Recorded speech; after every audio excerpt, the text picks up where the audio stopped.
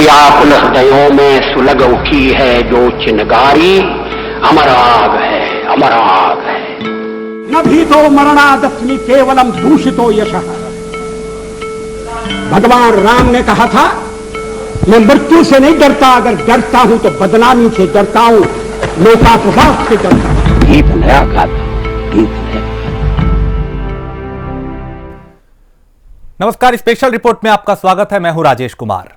गीत नया गाता हूं, ये शब्द भारत की राजनीति की वो शख्सियत के हैं जो अटल है, जिनकी छाप कभी मिट नहीं सकती, जिन्होंने देश की राजनीति में वो निशान छोड़े हैं जो अमिट है।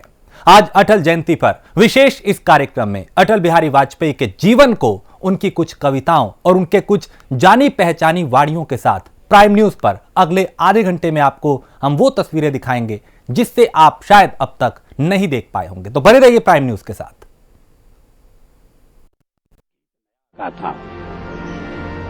गीत नया गाता हूं, टूटे हुए तारों से फूटे वासंती स्वर, पत्थर की छाती में उगाया नव अंकुर, झरे सब पीले पात, कोयल की कुहुक रात, प्राची में अरुणिमा की रेख देख पाता हूं। गीत नया गाता हूं, गीत नया गाता हूं। टूटे हुए सपने की सुने कौन सिसकी, टूटे हुए सपने की सुने कौन सिसकी, अंतर को चीर व्यथा पलकों पर ठिठकी, हार नहीं मानूंगा, रार नहीं ठानूंगा, काल के कपाल पर लिखता मिटाता हूं। गीत नया गाता हूं, गीत नया गाता हूं।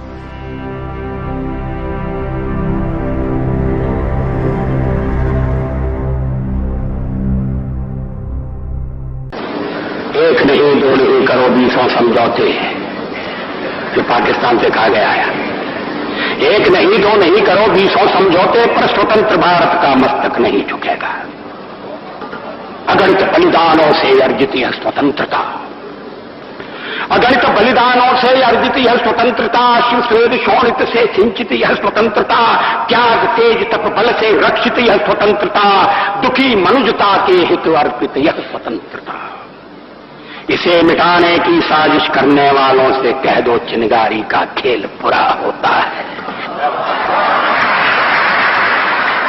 इसे मिटाने की साजिश करने वालों से कह दो चिनगारी का खेल बुरा होता है। औरों के घर आग लगाने का जो सपना, वह अपने ही घर में सदा खड़ा हो। अपने ही हाथों तुम अपनी कब्र न खोदो, अपने ही हाथों तुम अपनी कब्र न खोदो, अपने पैरों आप कुल्हाड़ी नहीं चलाओ। ओ नादान पड़ोसी, अपनी आंखें खोलो, आजादी अनमोल न इसका मोल लगाओ। पर तुम क्या जानो आजादी क्या होती है, पर तुम क्या जानो आजादी क्या होती है। तुम्हें मुफ्त में मिली न कीमत गई चुकाई, अंग्रेजों के बल पर 2 टुकड़े पाए हैं, मां को खंडित करते तुमको लाज ना आई। अमेरिकी शस्त्रों से अपनी आजादी को दुनिया में कायम रख लोगे यह मत समझो। अमेरिकी शस्त्रों से अपनी आजादी को दुनिया में कायम रख लोगे यह मत समझो। 10-20 अरब डॉलर लेकर आने वाली बर्बादी से तुम बच लोगे यह मत समझो। धमकी जिहाद के नारों से, हथियारों से कश्मीर कभी हथिया लोगे यह मत समझो। हमलों से, अत्याचारों से, संहारों से भारत का शीश झुका लोगे यह मत समझो। अमेरिकी शस्त्रों से अपनी आजादी को दुनिया में कायम रख लोगे ये मत समझो। 10-20 अरब डॉलर लेकर आने वाली बर्बादी से तुम बच लोगे ये मत समझो। धमकी जिहाद के नारों से, अत्याचारों से, धमकी जिहाद के नारों से, हथियारों से कश्मीर कभी हथिया लोगे ये मत समझो। हमलों से, अत्याचारों से, संहारों से भारत का शीश झुका लोगे यह मत समझो। जब तक गंगा की धार, जब तक गंगा की धार, सिंधु में ज्वार, अग्नि में जलन, सूर्य में तपन शेष, स्वातंत्र समर की वेदी पर अर्पित होंगे अगणित जीवन यौवन शेष। अमेरिका क्या संसार भले ही हो विरुद्ध, कश्मीर पर भारत का ध्वज नहीं झुकेगा। एक नहीं दो नहीं, एक नहीं दो नहीं करो 20 समझौते, पर स्वतंत्र भारत का निश्चय नहीं रुकेगा। अत्याचारी ने आज पुनः ललकारा, अत्याचारी ने आज पुनः ललकारा, अन्यायी का चलता है दमन दुधारा, आंखों के आगे सत्य मिटा जाता है, भारत माता का शीश कटा जाता है। क्या पुनः देश टुकड़ों में बढ़ जाएगा? क्या सबका शोणित पानी बन जाएगा? कब तक दानव की माया चलने देंगे? कब तक भस्मासुर को हम छलने देंगे? कब तक जम्मू को यों ही जलने देंगे? कब तक जुल्मों की मदिरा ढलने देंगे? चुपचाप सहेंगे कब तक लाठी गोली? कब तक खेलेंगे दुश्मन खून से होली? प्रहलाद परीक्षा की बेला अब आई, होलिका बनी देखो अब्दुल्ला शाही। दुनिया का इतिहास पूछता रोम कहां, यूनान कहां है? दुनिया का इतिहास पूछता रोम कहां, यूनान कहां है? घर घर में शुभ अग्नि जलाता वह उन्नत ईरान कहां है? दीप बुझे पश्चिमी गगन के, व्याप्त हुआ बरबर अंधियारा, किंतु चीर कर तमकी छाती चमका हिंदुस्तान हमारा। हमने उड़का स्नेह लुटाकर पीड़ित ईरानी पाले हैं, हमने उड़का स्नेह लुटाकर पीड़ित ईरानी पाले हैं। निज जीवन की ज्योति जना मानवता के दीपक बाले हैं। जग को अमृत का घट देकर हमने विष का पान किया था, मानवता के लिए हर्ष से अस्थि वज्र का दान किया था। जब पश्चिम ने वन थल खाकर छाल पहनकर लाज बचाई, तब भारत से सामगान का स्वर्गिक स्वर था दिया सुनाई। अज्ञानी मानव को हमने दिव्य ज्ञान का दान दिया था, अंबर के ललाट को चूमा तल सिंधु को छान लिया था। साक्षी है इतिहास प्रकृति का सबसे अनुपम अभिनय होता, पूरब में उगता है सूरज पश्चिम के तम में लय होता। विश्व गगन पर अगणित गौरव के दीपक अब भी जलते हैं, विश्व गगन पर अगणित गौरव के दीपक अब भी जलते हैं। कोटि कोटि नयनों में स्वर्णिम युग के शत सपने पलते हैं, किंतु आज पुत्रों के शोणित से रंजित वसुधा की छाती, किंतु आज पुत्रों के शोणित से रंजित वसुधा की छाती, टुकड़े टुकड़े हुई विभाजित बलिदानी पुरखों की थाती। कण कण पर शोणित बिखरा है, पग पग पर माथे की रोली, इधर मन सुख की दीवाली और उधर जनधन की होली। ये बंटवारे की पृष्ठभूमि में लिखी गई कविता है। किंतु आज पुत्रों के शोणित से रंजित वसुधा की छाती, टुकड़े टुकड़े हुई विभाजित बलिदानी पुरखों की थाती, कण कण पर शोणित बिखरा है, पग पग पर माथे की रोली, इधर मने सुख की दीवाली और उधर जनधन की होली। मांगों का सिंदूर चिता की भस्म बना हा हा खाता है, अगणित जीवन दीप बुझाता, पापों का झोंका आता है, तट से अपना सर टकराकर झेलम की लहरें पुकारती, यूनानी का रक्त दिखाकर चंद्रगुप्त को है सुहार। वेद वेद के मंत्र मंत्र में, वेद वेद के मंत्र मंत्र में, मंत्र मंत्र की पंक्ति पंक्ति में, पंक्ति पंक्ति के अक्षर स्वर में दिव्य ज्ञान आलोक प्रदीपित, सत्यम शिवम सुंदरम शोभित, कपिल काव्य और जैमिन की स्वानुभूति का अमर प्रकाशन, विशद विवेचन प्रत्यालोचन, ब्रह्म जगत माया का दर्शन। कोटि कोटि कंठों में गूंजा जो अति मंगलमय स्वर्गिक स्वर, अमर राग है, अमर राग है। कोटि कोटि आकुल हृदयों में सुलग उठी है जो चिनगारी, अमर राग है, अमर राग है। इसका दूसरा है यही याद, यही याद सरयू के तट पर दशरथ जी के राजमहल में घन समूह में चप चपलासी प्रकट हुई, प्रज्वलित हुई थी। दैत्य दानवों के अधर्म से पीड़ित पुण्य भूमि का जन जन शंकित मन मन त्रसित विप्रकुल मुनि वरगण बोल रही अधर्म की तूती दुस्तर हुआ धर्म का पालन तब स्वदेश रक्षार्थ देश का सोया क्षत्रियत्व जागा था राम रूप में प्रकट हुई यह ज्वाला जिसने असुर जलाए गाया वाल्मीकि ने जिसको गाया चकाचौंध दुनिया ने देखी सीता के सतीत्व की ज्वाला चकाचौंध दुनिया ने देखी सीता के सतीत्व की ज्वाला विश्व चकित रह गया देखकर नारी की रक्षा निमित्त जब नर क्या वानर ने भी अपना महाकाल की बलिवेदी पर अगणित होकर नारी की रक्षा निमित्त जब नर क्या वानर ने भी अपना महाकाल की बलिवेदी पर अगणित होकर सस्मित हर्षित शीश चढ़ाया। इन शब्दों में वर्णित कर रहा हूं दूध में दरार पड़ गई खून क्यों सफेद हो गया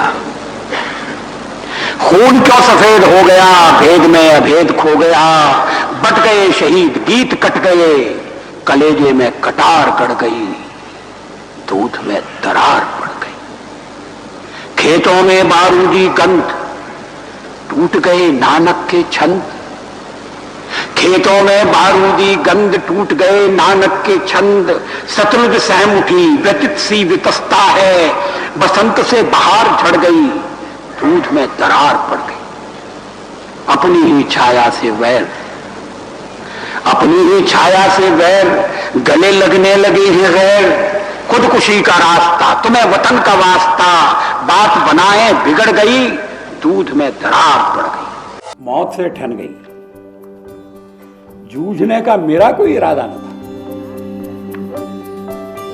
जूझने का मेरा कोई इरादा न था मोड़ पर मिलेंगे इसका वादा न था रास्ता रोककर खड़ी हो गई ये लगा जिंदगी से बड़ी हो गई मौत जिंदगी से बड़ी कैसे हो सकती जूझने का मेरा कोई इरादा न था मोड़ पर मिलेंगे इसका वादा न था रास्ता रोककर वह खड़ी हो गई यूं लगा जिंदगी से बड़ी हो गई मौत की उम्र क्या 2 पल भी नहीं जिंदगी सिलसिला आज कल की नहीं मैं जी भर जिया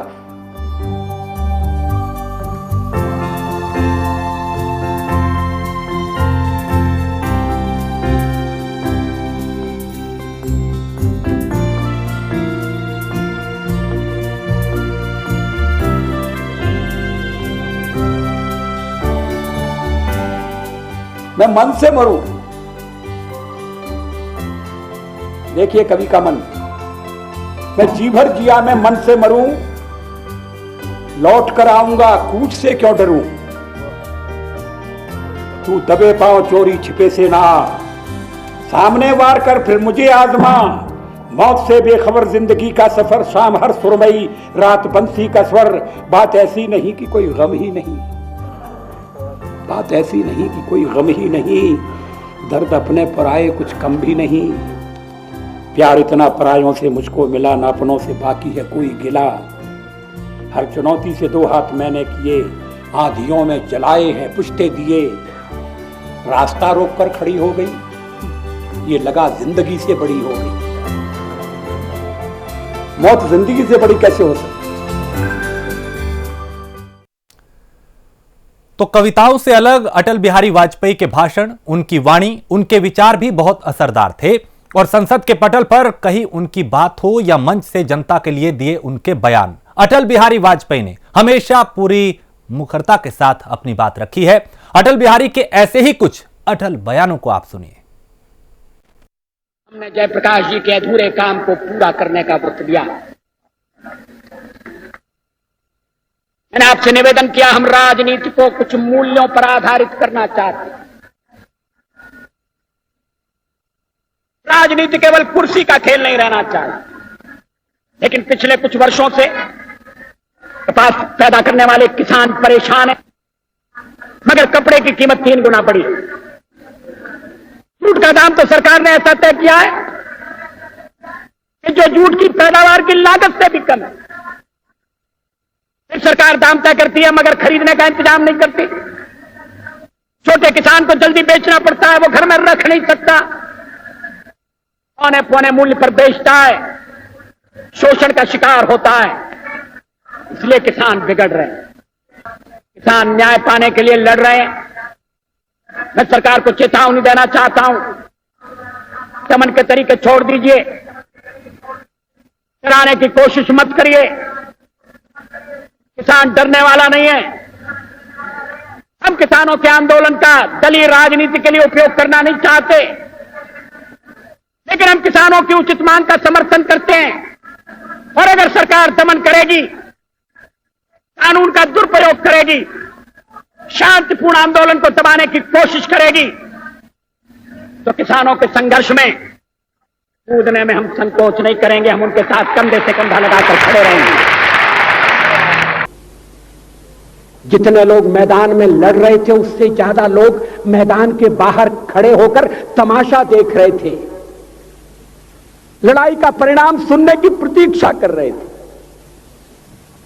देश के भाग्य का निर्णय होने जा रहा था, मगर उस निर्णय में सारा देश शामिल नहीं था। मंत्री के नाते मैं अफगानिस्तान गया था। आपको सुनकर ताज्जुब होगा, अफगानिस्तान के अपने मेजबानों से मैंने कहा मैं गजनी जाना चाहता हूं, गजनी। पहले वो मेरी बात उनकी समझ में नहीं आई, कहने लगे गजनी तो कोई टूरिस्ट स्पॉट नहीं है, गजनी में कोई 5 स्टार होटल नहीं है, गजनी में आप जाकर क्या करेंगे, गजनी में आप जाकर क्या देखेंगे। मैं उन्हें पूरी बात नहीं बता सकता था। मेरे हृदय में कहीं गजनी कांटे की तरह से चुभ रहा है। जब से मैंने गजनी से आए एक लुटेरे की कथा पढ़ी है और किशोरावस्था में पढ़ी है, मैं देखना चाहता था वो गजनी कैसा है। आपको सुनकर ताज्जुब होगा, महमूद गजनी का अफगानिस्तान के इतिहास में कोई स्थान नहीं है।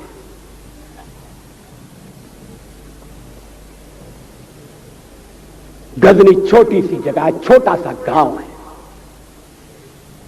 कल्पना करिए, सैकड़ों साल पहले वहां धूल उड़ती थी, झोंपड़ियां थी, मगर एक लुटेरा लुटेरों को इकट्ठा करता हुआ सोने की चिड़िया को लूटने के लिए चला आया। आपस की फूट से जो राजा है वो लड़ेगा, जो क्षत्रिय है वो लड़ेगा। हमने समाज के बहुत बड़े वर्ग को लड़ने के अधिकार से वंचित कर दिया। हमने उन्हें हथियार नहीं उठाने दिए। मार्शल नॉन मार्शल के आधार पर हमने समाज को बांट दिया। वो लुटेरा सोमनाथ के मंदिर तक चला गया, पुजारी देखते रहे। मंदिर की पूजा भक्तों को करना पड़ती है, मंदिर तो एक प्रेरणा का केंद्र है। अफगानिस्तान में मैंने एक बात और देखी। मुझे जिस होटल में ठहराया गया उसका नाम था कनिष्क। अफगानिस्तान एक मुस्लिम देश है। मुझे बड़ा ताज्जुब हुआ, मैंने कहा कनिष्क यहां कहां से आया। तो मेरे साथ अफगानिस्तान के विदेश मंत्री थे। मैंने कहा कनिष्क आपका कौन लगता है, कनिष्क से आपका क्या संबंध है। कहने लगे कनिष्क हमारा पूर्वज है, कनिष्क हमारा पुरखा है। He was one of our forefathers। मैंने कहा तब तो हमारे आपके पुरखे एक हैं। अफगानिस्तान के लोगों ने उपासना पद्धति बदली है, संस्कृति नहीं बदली। आज के भारत के परिवेश में यह सुनने के बाद थोड़ा विचित्र लगता है। हमारे यहां तो धर्मांतरण के साथ राष्ट्रांतरण होता है, ऐसा दृश्य दिखाई देता है। पड़ोसी देशों में ऐसा नहीं हुआ। विश्वास किसमें है यह बड़ी बात नहीं है, विश्वास है या नहीं। हमने समाज के बहुत से बड़े वर्ग को विश्वासहीन बना दिया।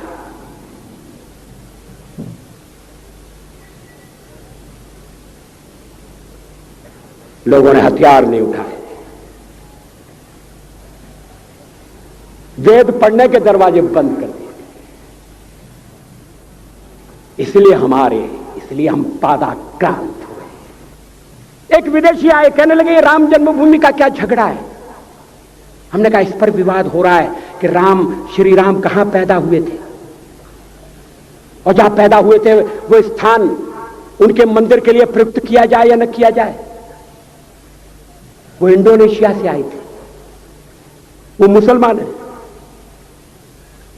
कहने लगे हम तो समझते थे कि राम के लिए सारे भारत में आदर होगा, सम्मान होगा। हमने कहा ये आपने कैसे समझा। कहने लगे आप तो इंडोनेशिया आ चुके हैं, इंडोनेशिया में बहुत से लोगों ने इस्लाम स्वीकार कर लिया, मगर श्री राम को विस्मृत नहीं किया, श्री राम को भुलाया नहीं। इंडोनेशिया के बाली द्वीप में 1 महीने रामायण की लीला होती है। मैं उस समारोह में जा चुका हूं। उस समय भी विदेश मंत्री मेरे पास बैठे थे। मैंने कहा ये रामायण ये क्या हो रहा है। मैंने कहा एक्सीलेंसी ये मंच पर क्या हो रहा है। कहने लगे एक्सीलेंसी आपको पता होना चाहिए। हमने कहा मुझे तो पता है मगर मैं जानना चाहता हूं। कहने लगे ये रामायण है, ये राम है, ये लक्ष्मण है, ये सीता है। हमने कहा इनसे आपका क्या संबंध है, आप तो मुसलमान हैं। कहने लगे हमारा संबंध बहुत पुराना है, हमारा तब का संबंध है जब हम मुसलमान नहीं हुए थे। थाईलैंड की राजधानी अयोध्या कही जाती है। थाईलैंड के राजा को आज भी राम कहा जाता है। सावरकर जी ने हिंदू राष्ट्र की बात कही हिम्मत के साथ। बुनियादी तौर पर भारत हिंदू राष्ट्र है, इससे कोई इनकार नहीं कर सकता, इसे कोई अस्वीकार नहीं कर सकता। मैं सरकार से पूछना चाहता हूं, देवेगौड़ा जी कह रहे हैं हमने कोई फैसला नहीं किया, क्या यह महत्वपूर्ण मामला नहीं था? अब अगर इस फैसले के पीछे ये भावना देखी जाए कि जो आपको राजनीतिक दृष्टि से समर्थन दे रहे हैं और जिनके बल पर आपकी सरकार टिकी हुई है, आप उनको बचाना चाहते हैं, उनकी रक्षा करना चाहते हैं।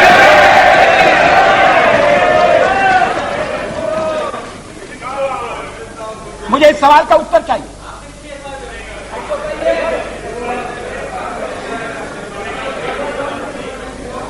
अगर मैं उस दिन फैसला करता तो मुझे कहा जाता वो 28 तारीख थी, क्या आपकी सरकार जा रही है, आपको तो अलविदा कहा जा रहा है, आपने ऐसा फैसला क्यों किया?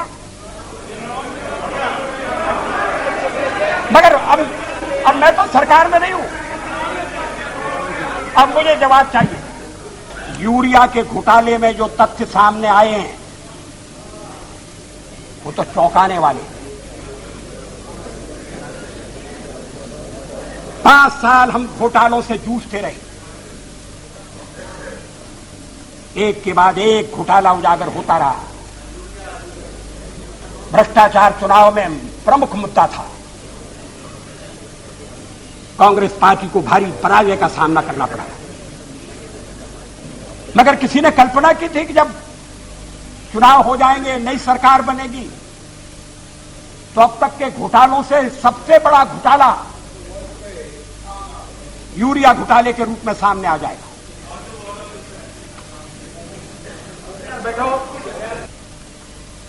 सबसे महत्वपूर्ण बात यह है कि पुरानी कहावत के अनुसार इस मामले में कोई कुत्ता नहीं भौंका।